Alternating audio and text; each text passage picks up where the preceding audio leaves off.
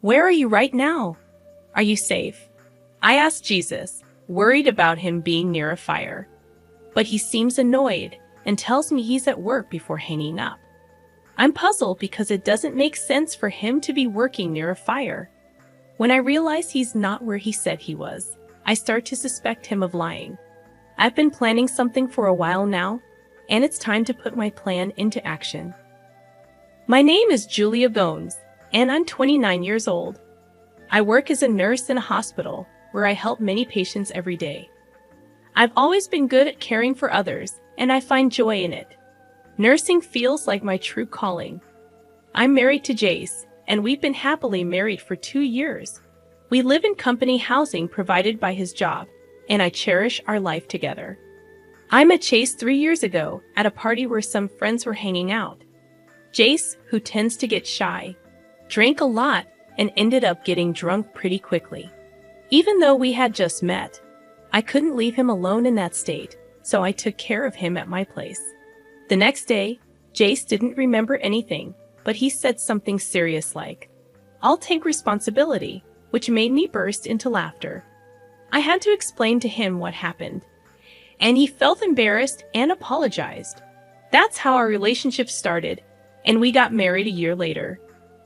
Now, as we're nearing our 3rd year of marriage, we haven't had any kids yet, but I believe we can create a loving family together.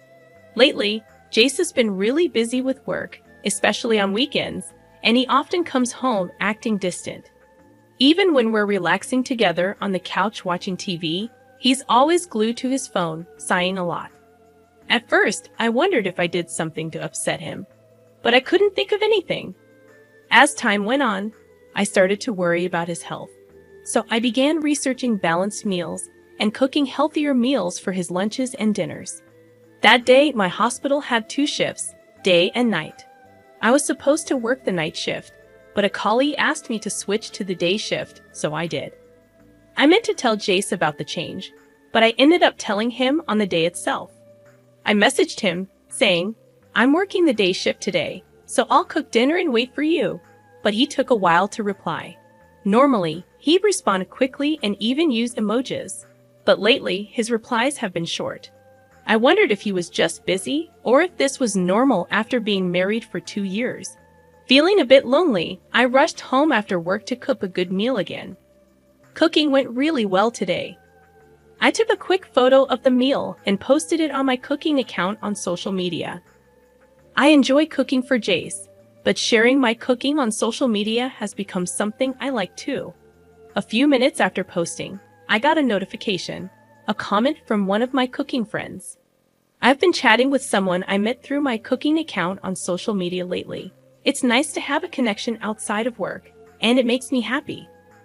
While I was chatting online, Jace came home from work. I quickly reheated the food I made and said, "Welcome home. Dinner's ready. Was your day busy again?" "Thanks, yeah, I guess I am. I'm pretty tired," Jace replied, changing into his comfy clothes and sinking into his chair, looking exhausted. I brought the reheated food over to him. "Yeah, a colleague needed my help with something urgent. Sorry I didn't tell you earlier," I explained as I sat down at the table to eat. "Let's dig in." "It's okay. It was last minute, but just let me know sooner next time. Sometimes I make plans to hang out with coworkers," Jace said. "Ah, got it," I replied, noticing Jace hadn't been eating much. "Is the food not to your liking? Did I mess up the flavors?" I asked, concerned. Jace stopped mid-bite and looked at me with an awkward expression. "No, it's not that. I just don't feel hungry right now." "Sorry, I'll save it for breakfast tomorrow," Jace said, forcing a laugh. "Thanks for cooking, though." He stood up from the table and headed towards the bathroom, leaving more than half of the food untouched, just as I suspected. I followed him to the bathroom. "Hey, are you feeling all right? You haven't seemed yourself lately. I'm worried about you. Maybe you should see a doctor," I suggested. Jace, brushing his teeth, rinsed his mouth and chuckled at my concern. "I'm okay. Maybe I just need to get back into exercising. I'm going for a walk now." "Okay," Jace said, straightening himself up and quickly making his way to the front door. "I'll be fine," he reassured as he declined my offer to join him. Even more worried, I decided to secretly follow him outside, just in case he needed help if something happened. Though that's what I told myself, deep down, there was another worry brewing in my heart. To my surprise, Jace walked briskly and stopped at a park not far from our house. He looked around and appeared to be texting someone on his phone. Soon, a white car pulled up, and Jace approached it. He exchanged a few words with the person inside, a young woman with long curly hair, giving off a flirtatious vibe. I instinctively took out my phone and snapped a photo. Before I could fully comprehend what was happening, Jace got into the car, and they drove off together. Shock, confusion, suspicion, and a whirlwind of emotions filled my mind, leaving me frozen in place. Then, a message from Jace came. "Met a friend unexpectedly. I'll be home late." A friend? The image of him with the woman lingered in my mind, and I couldn't bring myself to believe his explanation. That night, Jace didn't come home until after 1 a.m., and my anxiety was through the roof. Tears streaming down my face, I showed him the photo I had taken. When he saw the photo, Jace froze for a moment, then quickly brushed it off with a laugh. "Oh, I just bumped into a client salesperson while I was out walking. I was just giving them some advice, nothing more. Please trust me," he pleaded, looking at me with a sad expression, as if he was the victim, shutting down any further questions. After that, Jace's work became incredibly hectic, and I found myself working overtime often when I was on the day shift. Despite our conflicting schedules, I tried to bring up the incident from before, but he always brushed it off with excuses like, "I'm tired," "I worked late yesterday," or "I'm working on my day off today, really." During work, whenever I relaxed, thoughts of Jace and that woman being close would creep into my mind, making me feel uneasy. After finishing my night shift, the morning sun felt harsh on my tired eyes. I realized I hadn't been taking care of myself lately because of all the worry and anxiety. So, I decided to stop by a cake shop that opened early in the morning and bought myself a cake. With my mood slightly lifted, I left the store and took a different route home. There were many hotels in the area, and I often saw couples who seemed to be up to something. But maybe because it was early morning, the area was quiet. As I walked carefully to avoid damaging the cake, thoughts like, "I have some tea at home. Maybe we can enjoy it together," crossed my mind. Then, out of the corner of my eye, I saw a young man and woman coming out of a hotel on the opposite sidewalk. I glanced over casually, but then I froze. There was Jace, with his sleepy smile, and the woman with the long curly hair from the car that day smiling back at him. The cake slipped from my hand and splattered on the ground. In that moment, all I could think about was gathering evidence. With trembling hands, I took out my phone and snapped a picture of them arm in arm, smiling at each other. They looked like a couple in the photo. My heart raced, and I broke out in a cold sweat, realizing that Jace had been lying to me. All I could see was the fallen cake box and the damning photo of them staring back at me. In the back of my mind, I knew I couldn't stay with him anymore. One day, after a series of events confirmed my suspicions about Jace, the word divorce started to feel like a real possibility.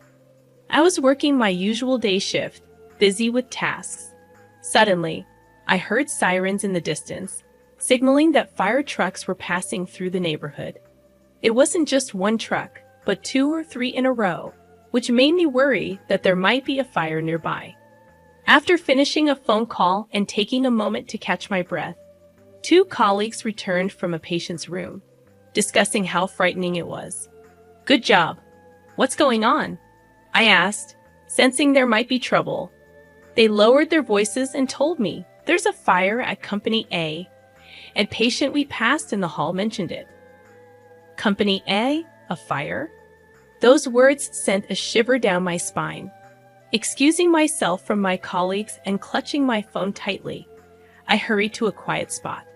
Company A, where the fire was reported, was where Jace worked. With a sense of dread, I called Jace. Like every morning, I had seen him off to work. Since the events that had unfolded, we hardly saw each other at home and rarely spoke. But I never missed saying goodbye to him in the morning. "Please pick up," I whispered to myself, hoping Jace would answer. After several rings, I heard his voice on the other end, asking, "Hello? Where are you? Are you okay?" Despite my half-shouted relief, Jace sounded annoyed. "What's going on all of a sudden? I'm at work, you know. Don't call me during work hours," he grumbled before hanging up abruptly. All I heard was the end of call beep in my ear. While I was glad to know Jace wasn't in the fire, I felt a deep unease. It didn't make sense for him to be working, as if nothing was happening. His dismissive attitude towards my concern only added to my frustration. He probably wasn't at work at all. I saw him off to what I thought was his workplace, but it must have been somewhere else. Maybe all this time, without realizing it, I've been seeing him off to another woman's place. Out of the corner of my eye, I thought I saw shimmering long curly hair.